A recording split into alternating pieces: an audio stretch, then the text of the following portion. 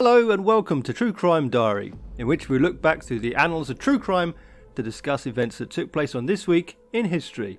I'm your host Mark Decano, and with me as always are my friends Jed Lester. Hello.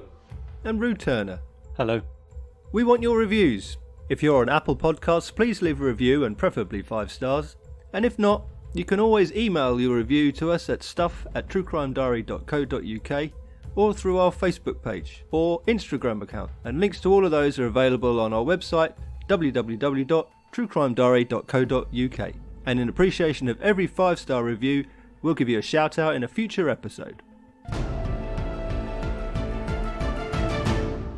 So the date we're looking at this week is the 9th of March. And on this date in the year 1950, 25-year-old Welsh lorry driver Timothy Evans was hanged for the murder of his 11-month-old daughter Geraldine.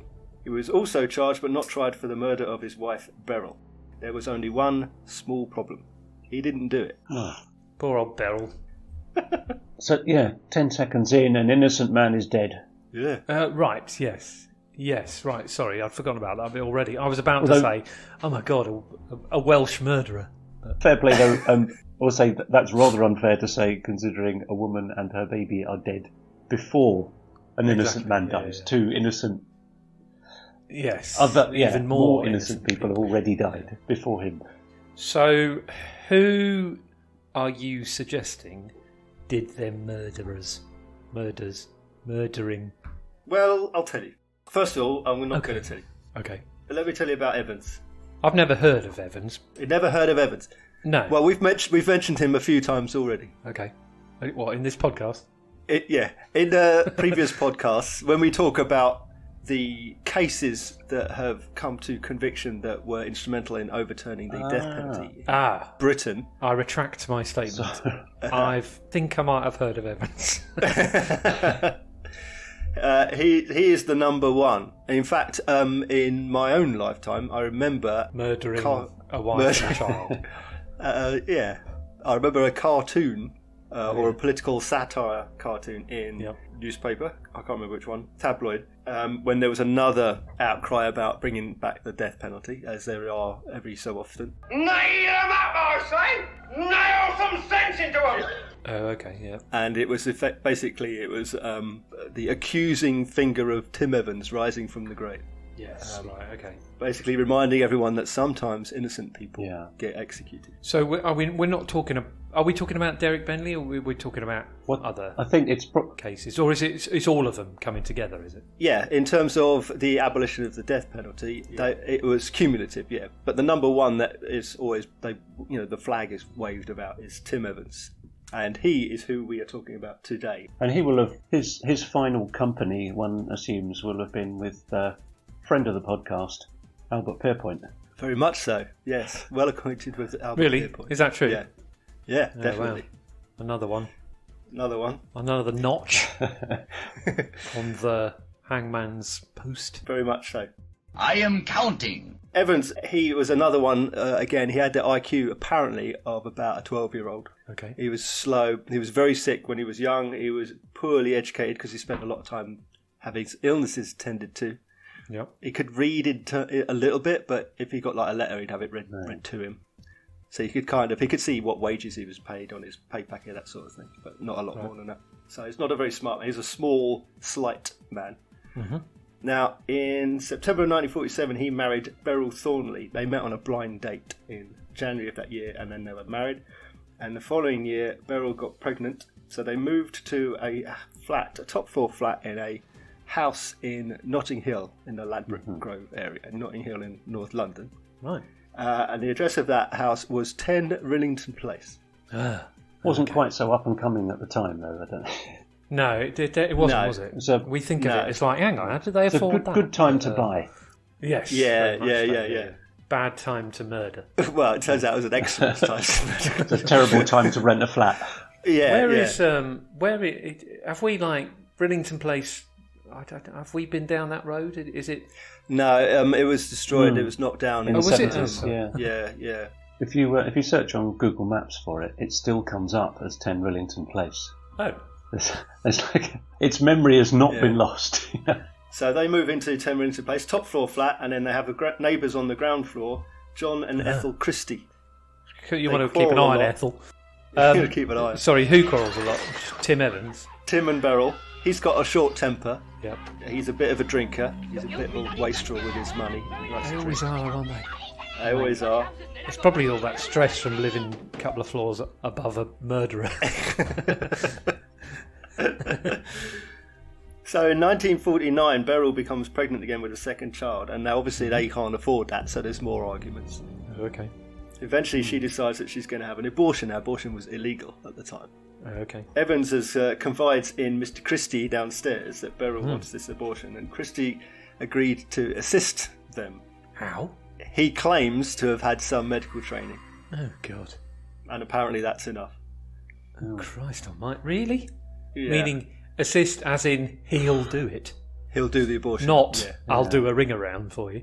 Yeah, exactly. No, because no one does abortions. It's illegal. You can't. You go to prison. If There must have been some sort of backstreet something. Yeah, but in this kind of manner, I should think a friend of a friend who thinks they know something. Or At the time, the fastest way to get an abortion was basically you had two options: a coat hanger or fall down the stairs. They were the.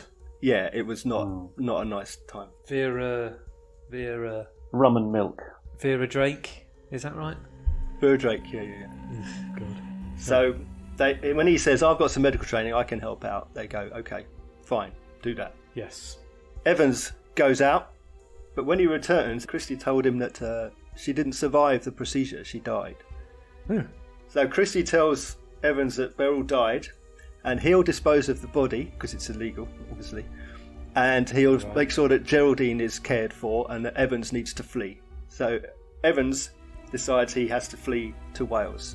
So he runs back to Merthyr Tydfil, where he's from. Why would he flee? Oh, know it well. Because he's accessory to an illegal abortion and manslaughter, effectively.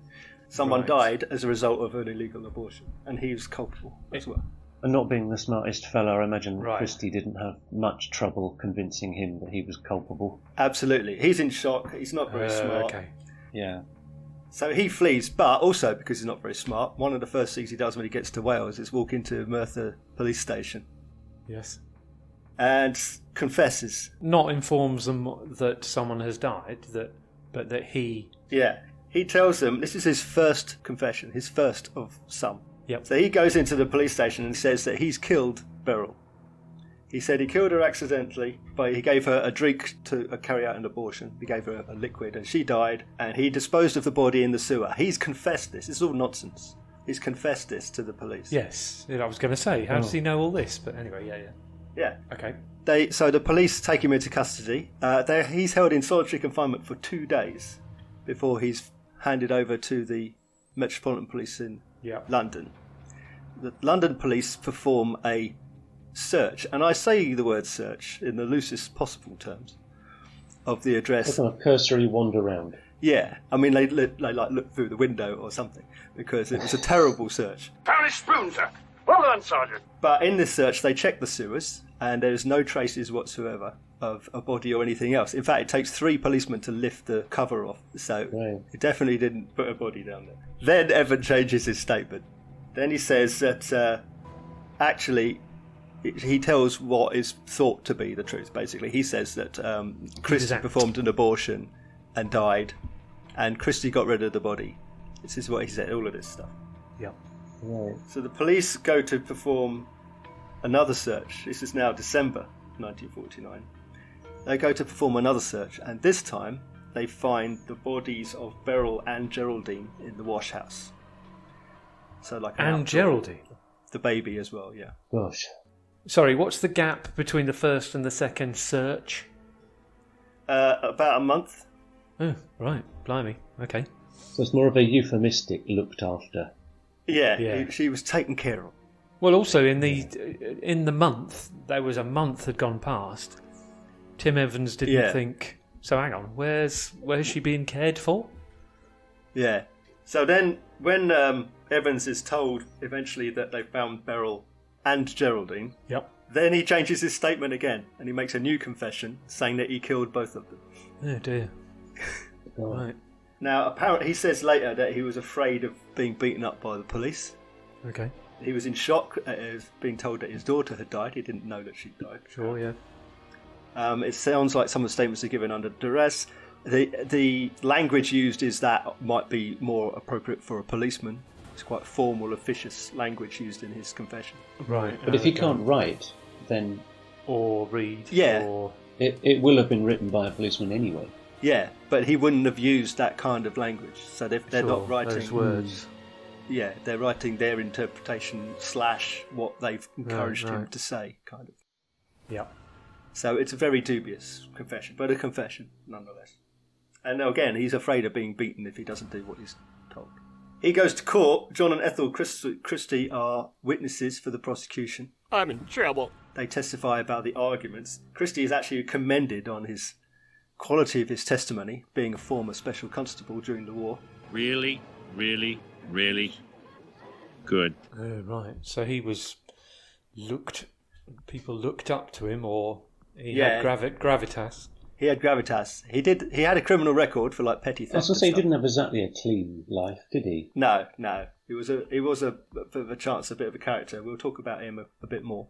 His testimony and the lack of evidence at the trial in terms of defence evidence. There was very little evidence in Evans' defence brought forward, and basically with his confessions and his changing of statements made him very unreliable as a witness.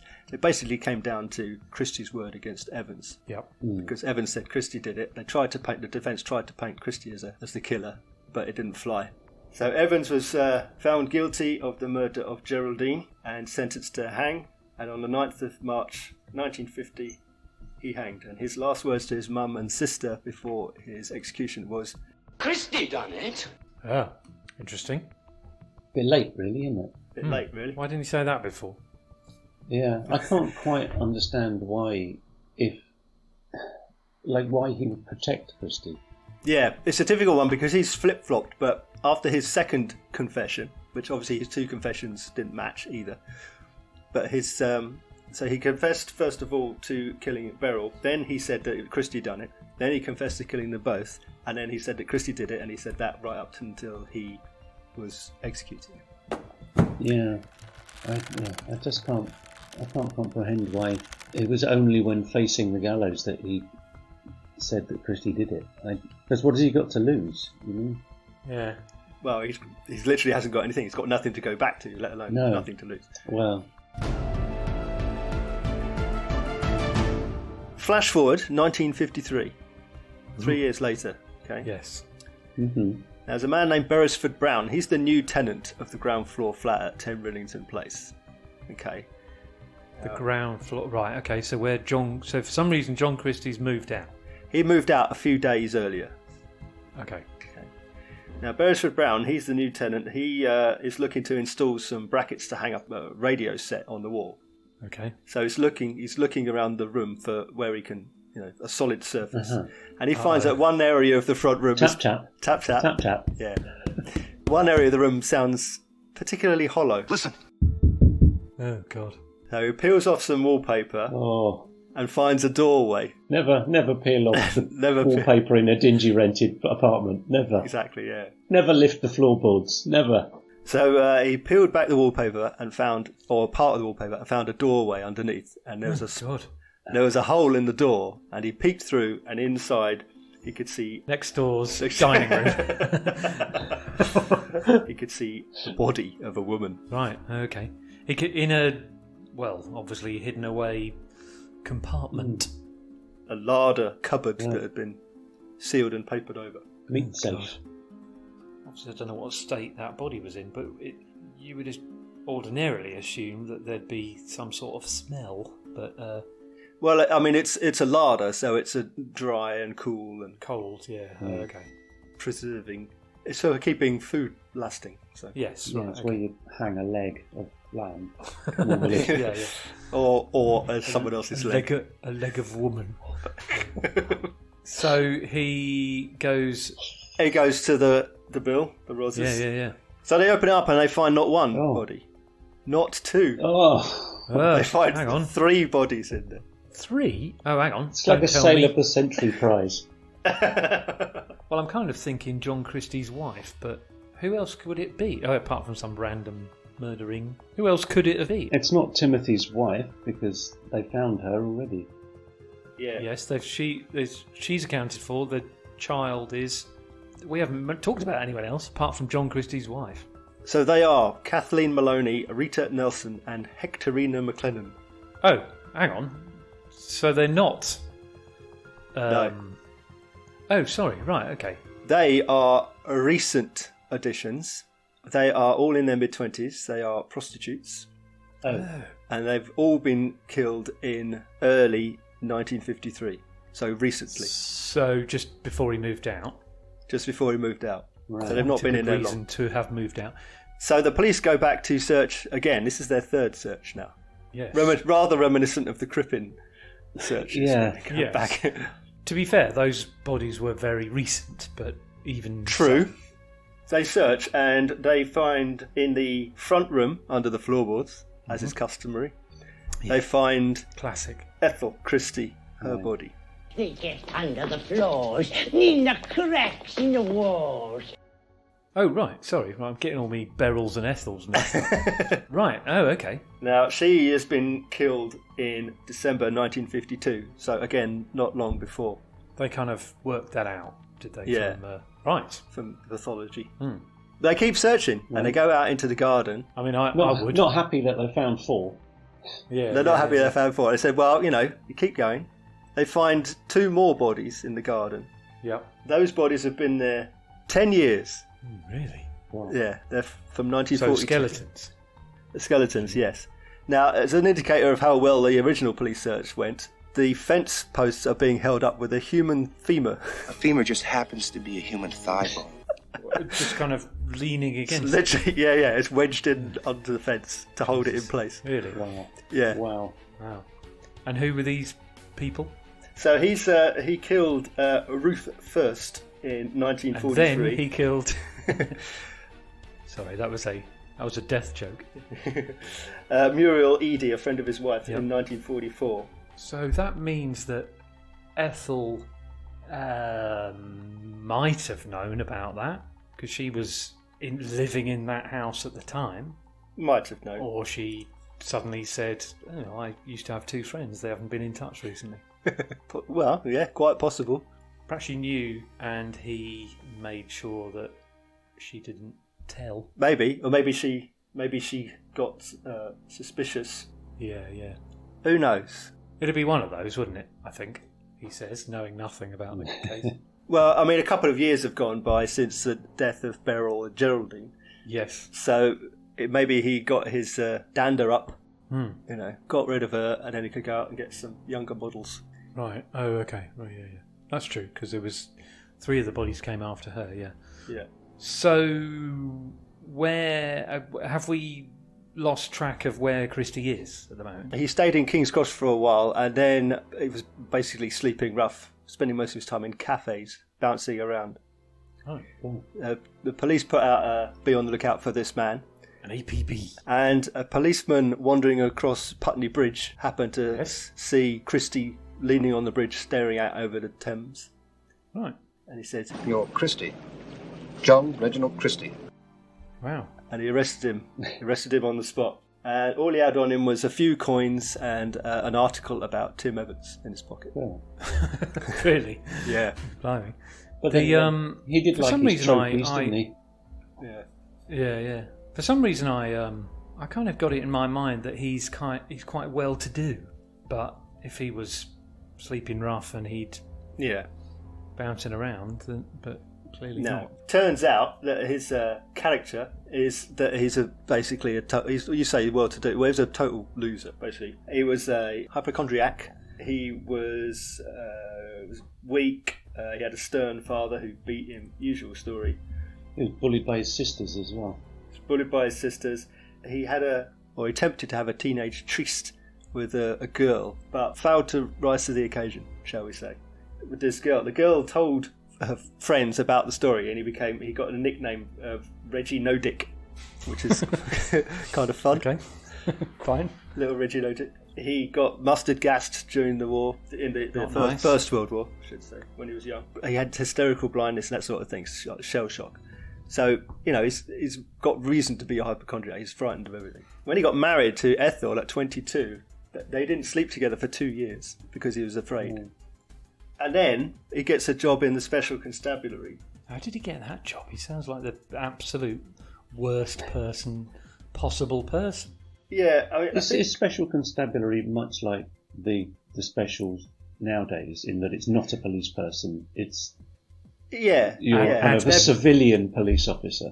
Basically, yeah, you've got very limited powers. PCSO. But, yeah, exactly. It sounds quite good, but it basically isn't. The reason he managed to become a policeman is because there was a war on. This is the Second World War. Right. That's what I'm saying. Anyone would get a job at anything, basically. But of course, this weakling, this hypochondriac, this bullied man now has a position of relative power. He's got a uniform. He's got some semblance of authority. Yeah. And so basically, he became like a petty tyrant. He was abusing his power. He would issue court summons for people because of like the tiniest blackout infringements and things like that. You will respect my authority. So this is the kind of character we were dealing with. Someone who's weak and not confident, poor with women, etc., and a power obsession. The thing about his sisters was quite interesting, that they did bully him and sort of tease him about his weakness. But one of his first, I think he said it was his first sexual awakening was when he saw his sister's leg, and he realised that he fancied her and found her attractive, but he also hated her, which is kind of a slightly awkward bit of psychological effort.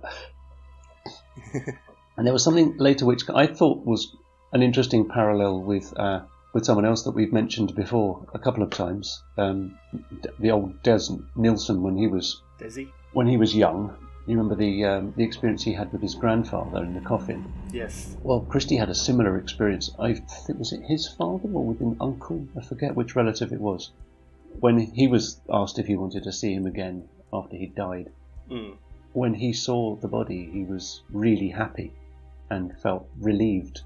Yeah. And there's these strange moments in his life that you kind of think. I mean, they're all so easy to draw lines between these dots later. Absolutely. I mean, you can see his relief in presence of death, plus his terror at his poor sexual prowess. Exactly. That and he's putting the two together. Combination of fear and sexual arousal and death. Yeah, exactly. So he basically what he did in these later years was he'd worked out that because of his fear of intimacy, he needed to first render his girlfriend, inverted commas, incapable or insensible. And he came up with a plan. This is what he did. He would get a jar of liquid. He would say that it was helped to relieve catarrh, like a breathing, like a menthol thing. He'd get a jar of boiling water, and he'd mix it with Friar's balsam. But and then they would inhale it. But what he would actually do is he would attach it to the coal gas pipe. So they would basically be inhaling carbon monoxide. He would do that to who? To all of them. Yeah, his victims. Yeah. So that basically it would be carbon monoxide. So they would effectively be rendered unconscious, and then he strangled them. They kind of needed to have had a cold at the time. Yeah. Otherwise, they would have said, "Why on earth am I doing this?"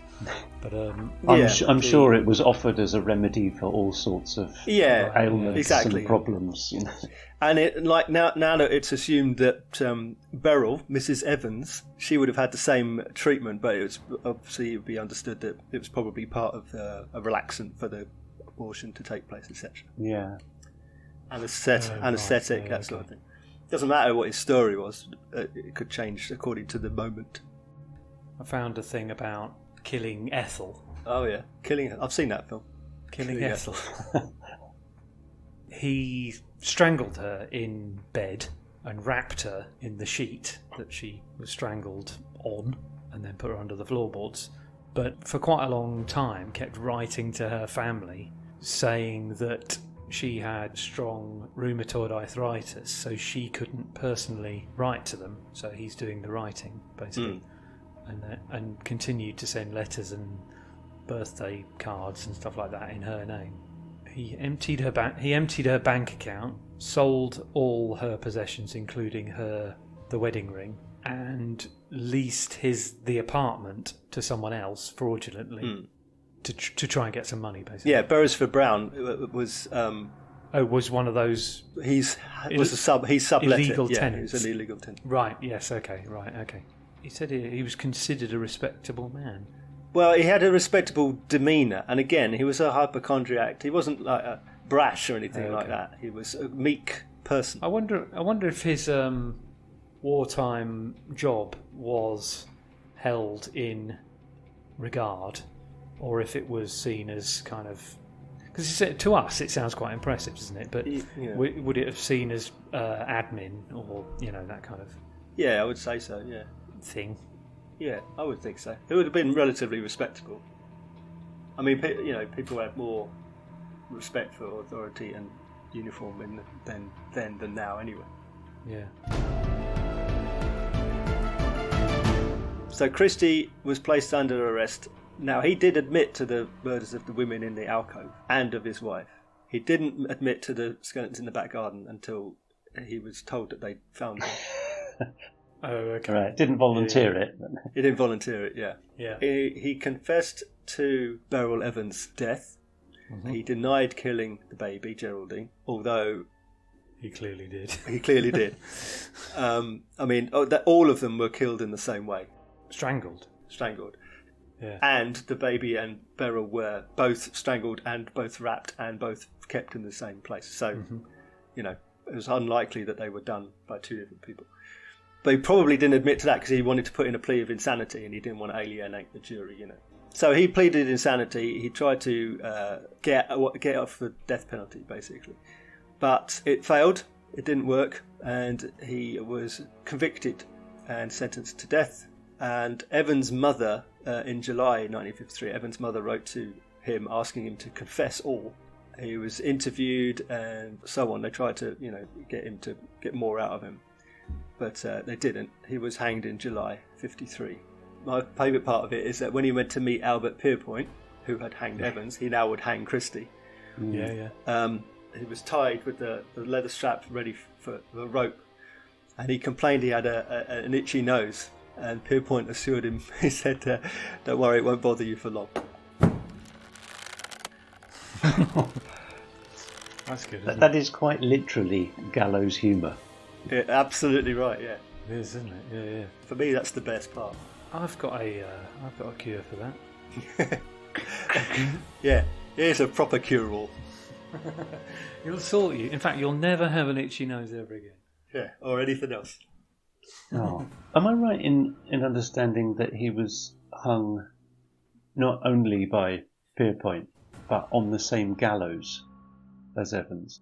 It was Pentonville, so it would have been. Would have been the same gallows. It might not have been the same rope. It's the same gallows. The same equipment. Yeah.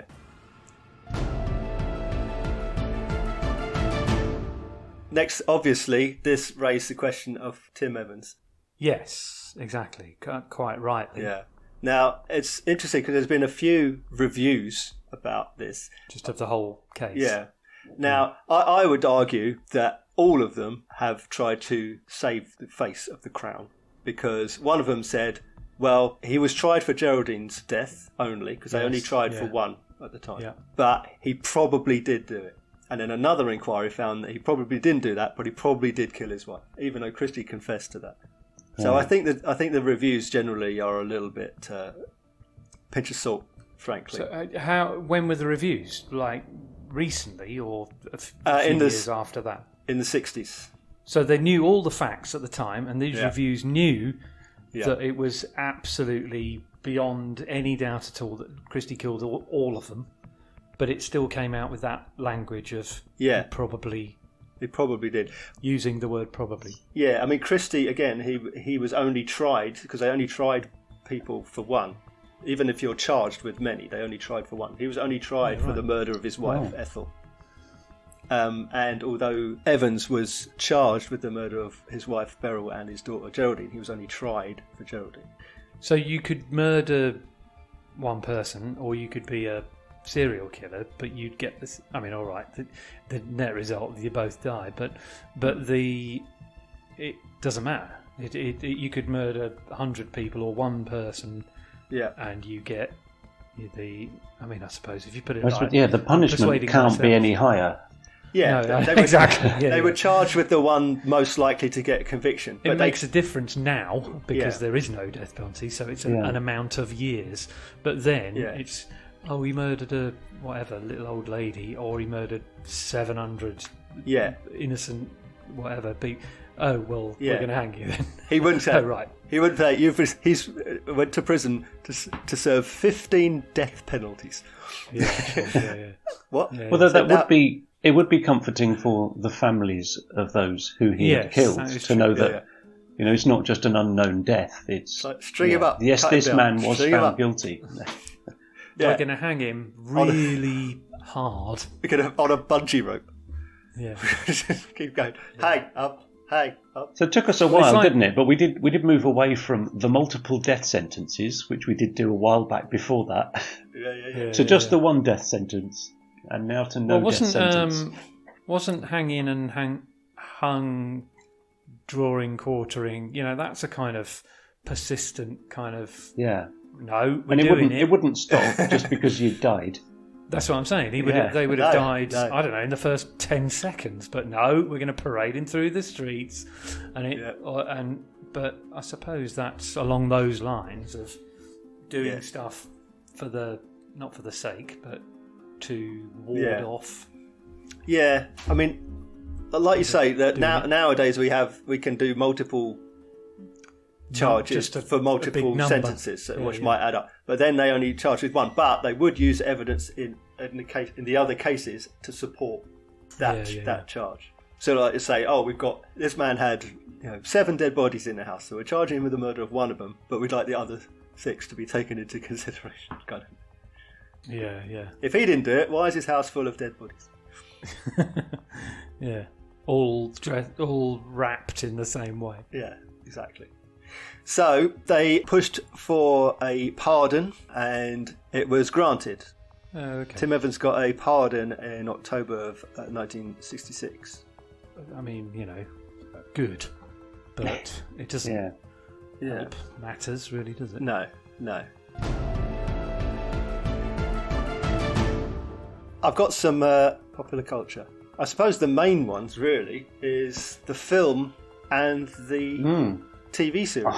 I can't think that I've seen the TV series. I've definitely seen the 1971 10 Rillington Place. The 1971 film 10 Rillington Place is absolutely awesome. Yeah, it is. Is it? Yeah. Who's in that? That is Dickie Attenborough. Little Dickie Attenborough. Yeah. As Mr. Christie. Okay. And someone who couldn't be more suited to play the role of Tim Evans, John Hurt. Yeah, and he's really good. The only thing failing in him is his Welsh accent. True that. Really? Yeah, it's a bit. It's almost a Welsh racial stereotype. It's like Ivor the Engine. Oh, here's a how do you do. Owen's not awake yet. Give him a blow, Ivor. Yeah, it's a bit cliche. Oh, okay. Yeah, it's Speaking good, as someone who comes from a Welsh family not far from Merthyr Tydfil. And your Welsh accent is terrible. It is, yeah. So, what's that film called? 10 Rillington Place. 10 Rillington Place, right. Yeah. And there was a very interesting technical advisor on that film. A relative... Albert Pierrepoint. Friend of the podcast, Albert Pierrepoint. Yeah. Oh, excellent. Yeah, because they could have asked him. So hang on, just so we know, how did you do it, and what did you say? Yeah. And finally, there was a 3-part drama commissioned by the BBC. This is in 2016, called Rillington Place, and it's got Tim Roth as Christie. Wow, I haven't sounds seen interesting. Yeah, and a less well-known Jodie Comer as Beryl Evans. Killing Ethel. Oh, Tim Evans was played by Nico Miralegro, a good Welsh name. And Samantha Morton as Ethel Christie. So yeah, it's a good cast. It's very dark apparently, and it was quite criticised at the time when it came out because it's not graphic, but it does depict a rape scene. Oh right. Oh, so. The other thing worth noting about the Dickie Attenborough Rillington place, yes sir, is that it was filmed in 10 Rillington Place. Yes it was. Yeah, which kind of adds a really, really quite sinister note to it. What, the whole thing was? Yeah, they just used the... Wow. They went and filmed in the house. Yeah. Yeah. Wow. So it was. They just hired it as a location. I would presume would anyone been living in there? They probably were, weren't they? A flat. Well, it was scheduled for demolition, wasn't it? Right. Okay. Yeah. The film was 71. It was knocked down in 77, I think, wasn't it? Roughly. Okay, so quite a while. 70s. So people would have been. Yeah. I mean, arguably, it became famous because it was in a major film. Yeah. Do you think so? Yeah, and these things do tend to get forgotten until someone shines a big light on them. That's like. Although at the time, it was the most publicised criminal event since Jack the Ripper. Was it really? Mm. You know, it was massive. Yeah, maybe I'm being a little bit too generous to the film. It's like. But I think it certainly would have contributed to the legend. Oh yeah, it would have certainly given it new life, for want of a better phrase. Because people like to visit. Not only do they like to visit sort of murder scenes and crime scenes, people like to visit the scenes of things that were shot in films. Yeah, they do. Yeah. It's like Star Wars. No one was talking about killing aliens before that came out. A long-running war with far-off galaxies. Now everyone wants to go to Tatooine via Hoth. I mean, let's face it. If it was a London street address, we'd want to go there, wouldn't we? Yeah. Just go. Would have been already. Exactly. It would have been like a shot. You should see the you should see the queues outside. What is it? 221 Baker Street. What is it? 221B. 221B. Baker Street. Yeah, honestly. Isn't that like a TSB or something? It's a sandwich shop next door, but then there's a kind of museum-y thing on the ground floor. You say this sandwich shop, do they sell sort of maybe like a Dutch cheese sandwich? Would that be Emmental, my dear Watson? Oh, does that even? Oh God. That's all for this time. If you want to know more about what we've discussed over the course of this episode, just Google it or something. You can see daily true crime updates on our Facebook, Twitter or Instagram. You can email us or you can support the show with a PayPal donation. And links to all of those are on our website at truecrimediary.co.uk. Don't forget to send us a review or post one in your podcast service if you can, and all 5-star reviews will get a shout out on a future episode. Join us next time when we'll be similarly discussing and digressing on another event in true crime history. Until then, my thanks to Jed and Rue. My name's Mark, and we'll see you on the next date in our True Crime Diary.